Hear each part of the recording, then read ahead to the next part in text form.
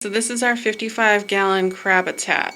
We have a colony of 10 crabs in there, and if you care for them properly, they can live, past 50 years, something you may have to plan ahead for and pass down if they're properly cared for and housed. So we typically have about 4 to 6 inches of substrate for them to burrow and to go through. I think it's called molt.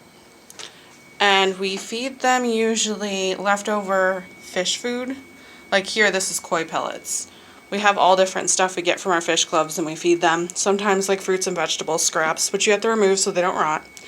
And they're supposed to have shells, I believe like 3 to 5 for each crab to grow into, with a similar opening like shape as the one they're currently in.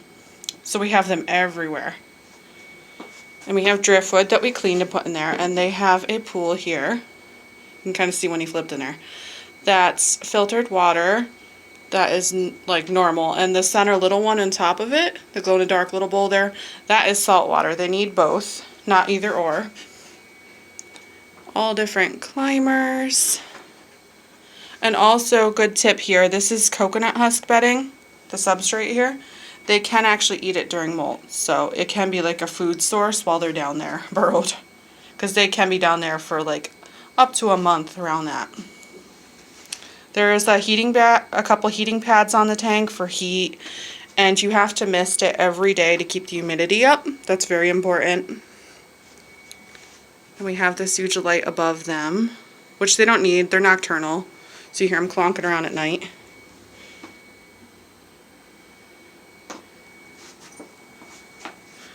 Let's see if we can spot. There's some are out right now because I just misted it, but just really that big guy, I guess.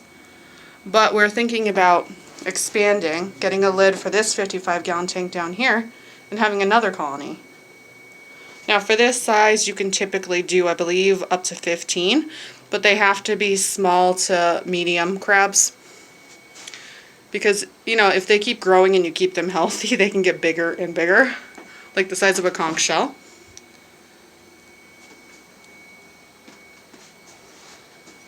So I might give this an overhaul and like gut it and clean it out and set it up again when I do the other one.